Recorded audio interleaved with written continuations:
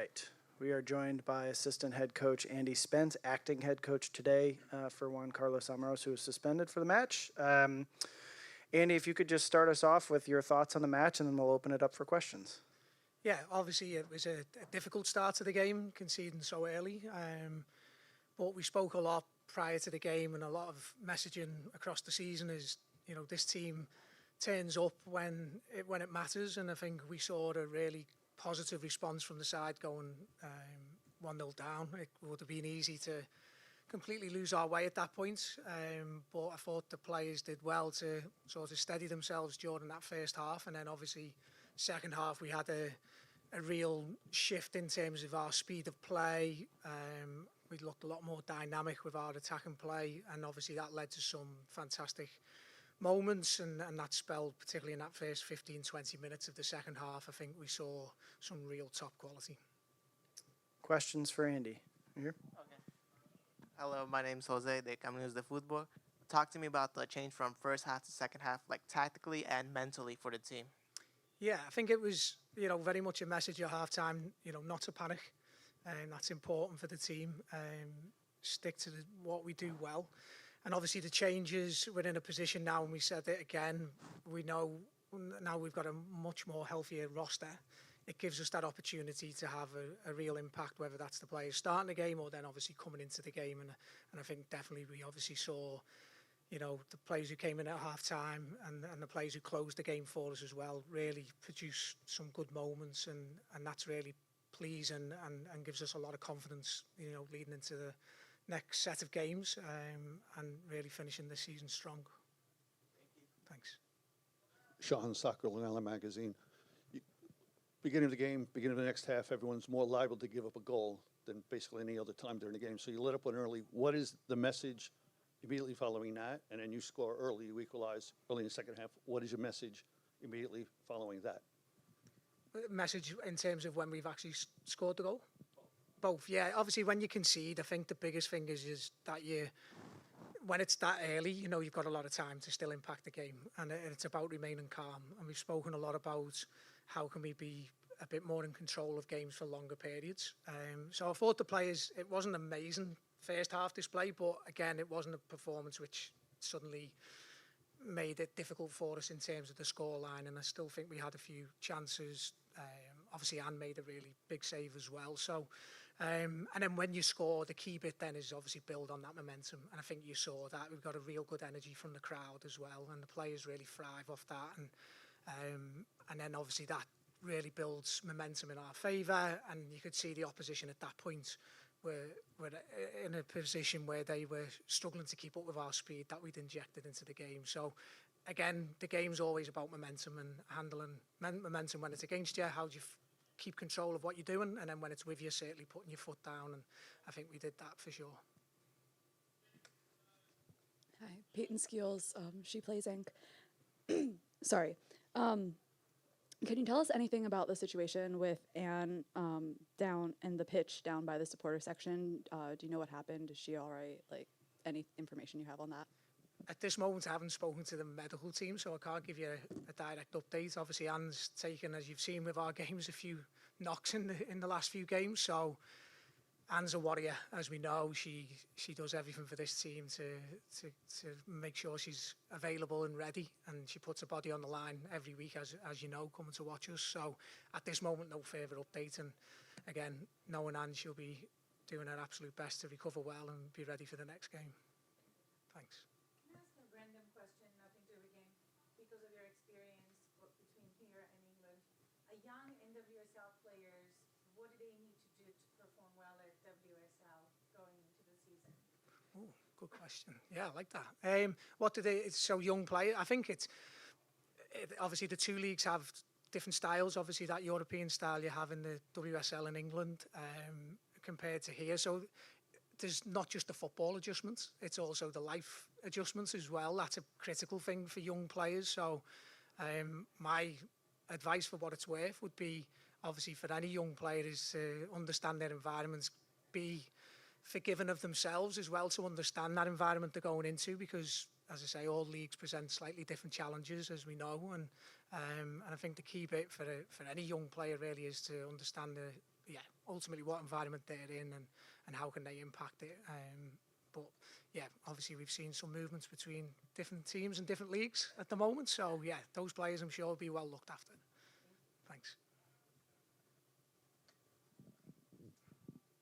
How important is the atmosphere in the group for a game like that and to sort of stick together and facilitate that comeback?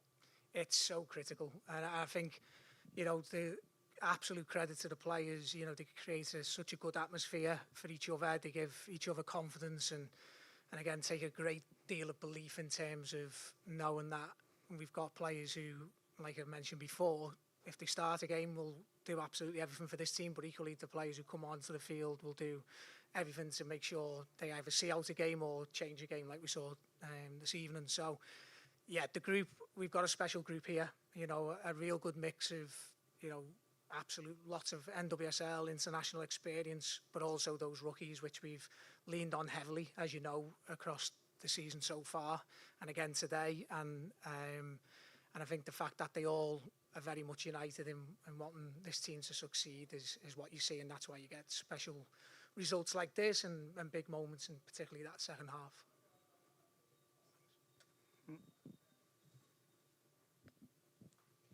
You mentioned how impactful and like how much you've leaned on the rookies this year. But we saw definitely like a very positive change when you brought in substitutions that were Midge and Rose. Is there a reason that you thought that injected something that worked into the game, or like what was the thought behind those substitutions? Yeah, obviously both players have had, their comebacks from a variety of sort of injuries and knocks this season. So again, we're always very aware of we want to maximise the players' availability, not just in an isolated game, but for the remaining part of the season.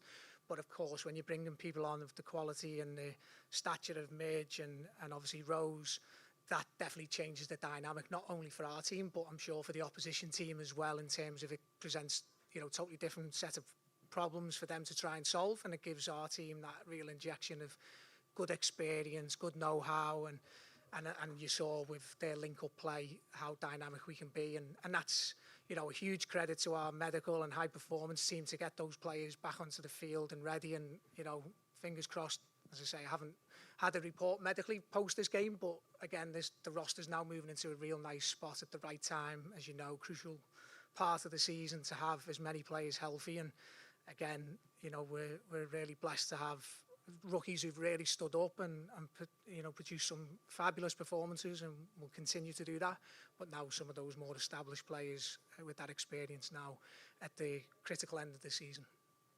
Thanks. Holden Williamson, WRHU. What are some things that you feel can still be built on as this playoff push continues? Yeah, I think already straight away, then we've got a real ambitious group of players, and you can hear just in some of the conversations after the game, they still know we need to be better at aspects of our performance from tonight and also across the season. And similar with the staff as well, we've got a real ambitious staff who want to make sure that the team is as best prepared as possible. So there's certainly areas we can tidy up on. We were a little bit disappointed in the first half, particularly with our aggression when we lost the ball. It's something we normally pride ourselves on being really hard to play against as much as when we have the ball. So yeah, and that's normal, that's natural. We've had a real heavy schedule. Don't forget, obviously with the CONCACAF games, so I think we've got a run of maybe 20 odd days on the road coming up over the next month as well. So this is where you lean into all those experiences, and that will set us up for a real strong push. Thanks. Any more for Andy? One more? Hi, Andy. I had a question about your top goal scorer, Esther. Obviously, she wasn't able to get on the score sheet today, but talk to me about how important her on and off the ball movement is, even when she's not able to score.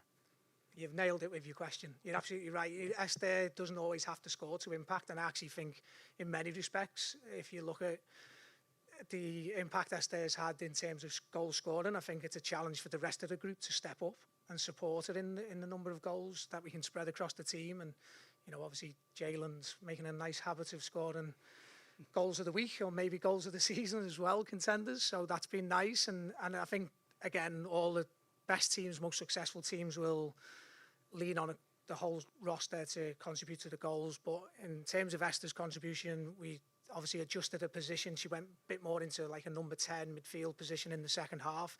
And what she brings there is then someone who can connect the game.